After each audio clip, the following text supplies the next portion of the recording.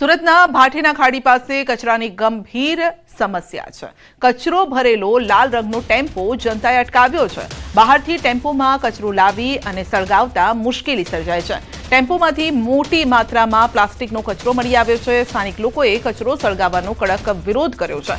ધુમાડાથી બાળકોના સ્વાસ્થ્યને પણ નુકસાન થવાની ચિંતા છે। તો આસપાસના વિસ્તારમાં આગ લાગવાની ભીતિ છે। જવાબદારી અંગે લોકોએ ગંભીર સવાલ ઉઠાવ્યા છે।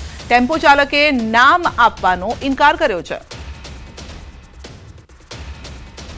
રાતના બધા ટેમ્પા ખાલી કરી જાય છે ને હરગાઈને જાય તો અમારે બારના બંધ કરા ગુંગળામણ થાય છે। બાર પર નહીં બેસાતું। રોડ પર જો બધું હરગેલું છે। આ બધા ચિંતા અમારા ટેરેસ પર આવે છે હરકતા। શું માંગ છે હવે તમારી? અમારે અહીંયા બંધ કરાવો, કચરો બંધ કરાવો, નહીં તો તમે ભરીને લઈ જાવ અહીંયા રાખો।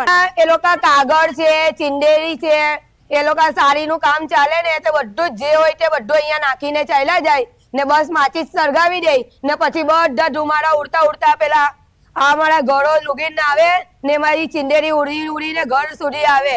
અમારા ધાબા લુગીને અમારે એટલી તકલીફ છે અમને। અમારી એક જ માંગ છે કે આ અહીંયા કચરો નાખવાનું બંધ થવું જોઈએ બસ।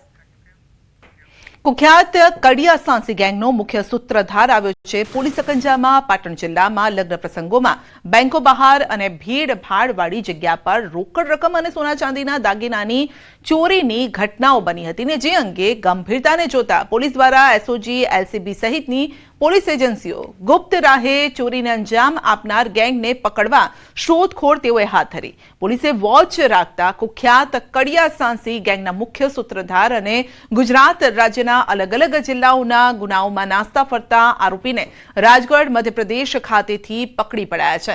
કડિયા સાંસી ગેંગનો મુખ્ય સૂત્રધાર તો પકડાયો પરંતુ હજુ ગેંગના 3 સભ્યો પોલીસ પકડથી દૂર છે। તો પોલીસે અન્ય આરોપીઓની શોધખોળ પણ શરૂ કરી છે। એલસીબી ટીમના માણસોએ લગભગ 4 દિવસ ત્યાં રોકાઈ અને ત્યાંની ભૌગોલિક પરિસ્થિતિ અને આ આરોપીઓના ઘર, એમના આશ્રયસ્થાનો વગેરેને શોધીને અત્યારે હાલ એક આરોપી અરેસ્ટ કરેલો છે અને ટોટલ 6 ગુના આ કામે ડિટેક્ટ થયેલા છે। અને વાત કરીશું ઉત્તરાયણની તૈયારીની।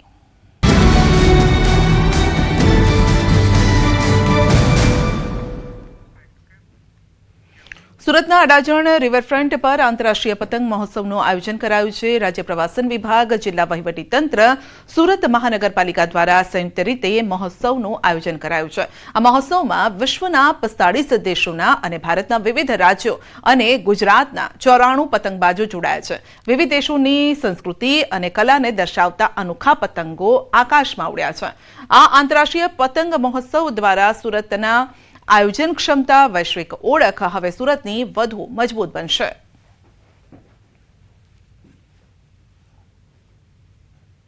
I'm really excited to fly my kite because the atmosphere is amazing. So I'm looking forward to fly. Actually, the weather is way hotter than I expected because my country was almost -1 or something. Now it's almost 30 degrees, but it's super nice. First time in India and I just came for the kite festival. I always heard that it's beautiful, but I didn't imagine this. Everybody is so welcoming. It's everybody is so cheerful. Rajkot મહાનગરપાલિકા દ્વારા racecourse મેદાન ખાતે આંતરરાષ્ટ્રીય પતંગ મહોત્સવનું આયોજન કરવામાં આવ્યું છે। તો ઉત્તરાયણમાં પર્વ પૂર્વે જ આકાશમાં પતંગો ઉડાડવાનો લોકો આનંદ પણ લઈ રહ્યા છે। તો આપ જોઈ પણ શકો છો પરસોત્તમ રૂપાલાએ પતંગ ઉડાડી અને મોજ માણી હતી। તો શહેરમાં રંગારંગ આંતરરાષ્ટ્રીય પતંગ મહોત્સવનું આયોજન કરવામાં આવ્યું। રાજકોટ મહાનગરપાલિકા દ્વારા રેસકોર્સ મેદાન ખાતે આંતરરાષ્ટ્રીય પતંગ મહોત્સવનું આયોજન થયું છે। આંતરરાષ્ટ્રીય પતંગ મહોત્સવમાં જુદા જુદા 21 દેશોના પ્રતિનિધિઓએ ભાગ લીધો અને સાથે ભારતના જુદા જુદા રાજ્યોના પણ 114 જેટલા પતંગ રસિકોએ ભાગ લીધો। રાજકોટનું આકાશ રંગબેરંગી પતંગોથી રંગાઈ ગયું અને આ દ્રશ્યો સામે આવ્યા છે। સાથે જ સાંસદ પરસોત્તમ રૂપાલાએ પણ પતંગ ઉડાડી મોજ માણી છે। તેમજ ભારત સરકાર દ્વારા જે ઓપરેશન સિંદૂર લોન્ચ કરવામાં આવ્યું તેની ઝલક આંતરરાષ્ટ્રીય પતંગ મહોત્સવમાં જોવા મળી છે। તો વિદેશી પતંગ રસિકોનું સ્વાગત સૌરાષ્ટ્રની પરંપરા મુજબ કરવામાં આવ્યું। રાજકોટવાસીઓ માટે આનંદ અને ગૌરવનો વિષય છે. આ પતંગોત્સવમાં વિશ્વભરના દેશોએ ભાગ લીધો છે.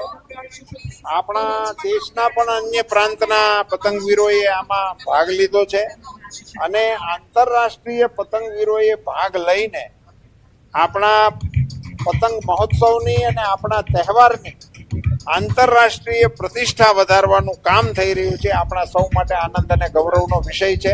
That well treated. And Gujarat, we have traveled to a few cities as Surat, and we've been in Ahmedabad the most. And it's really way cleaner than I thought it would be. In schools, we've heard that it's a city in progress, or Gujarat is a state in progress. And I think this year especially, I've seen huge difference from last year to now. The cleanliness is amazing, and it's very colorful here. ઉત્તરાયણના પર્વ પૂર્વે જ આકાશમાં ઉડતી પતંગો આનંદને અત્યારે જે છે આક્રંદ પણ ક્યાંક લાવી રહી છે, જ્યાં આનંદની દોરી આજે લોહીની પ્યાસી બની છે, કહેર વર્તાવી રહી છે. વડોદરામાં 3 વ્યક્તિના ગળા કપાવાની ઘટના બની. દ્વારકામાં 2 માસૂમ બાળકોના ગળા પર ફસાયેલી કાતિલ દોરી જોવા મળી અને આ દ્રશ્યો હચમચાવી દેનારા છે. મહેસાણામાં પ્રતિબંધિત ચાઇનીઝ દોરીએ એક યુવકની જિંદગી જોખમમાં મૂકી છે. દાહોદમાં એક યુવાનના હોઠ ચીરી નાખ્યા છે. આ મનુષ્યની વેદના તો ઠીક, પરંતુ અબોલ પક્ષીઓ પણ આ પાતળી કતલખાના જેવી દોરીથી બચી નથી શક્યા. આકાશમાં મુક્ત ઉડવાના બદલે રેસ્ક્યુ સેન્ટરોમાં જિંદગી અને મોત વચ્ચે ઝોલા ખાઈ રહ્યા છે. મનોરંજનના નામે વપરાતી આ જીવલેણ દોરી હવે ઉત્સવને માતમમાં ફેરવી રહી છે. આપણને વિચારવા મજબૂર કરે છે કે શું આપણો ક્ષણિક આનંદ કોઈના જીવનના ભોગ કરતા વધુ કિંમતી છે.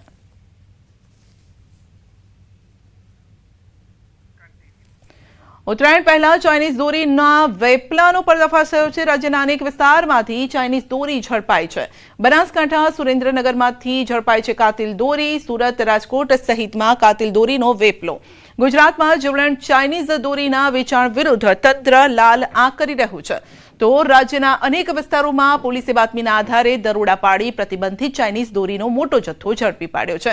જેમાં બનાસકાંઠા, સુરેન્દ્રનગર જિલ્લામાં પોલીસે સપાટો બોલાવી કાતિલ દોરીના અનેક રીલ્સ કબજે કર્યા છે.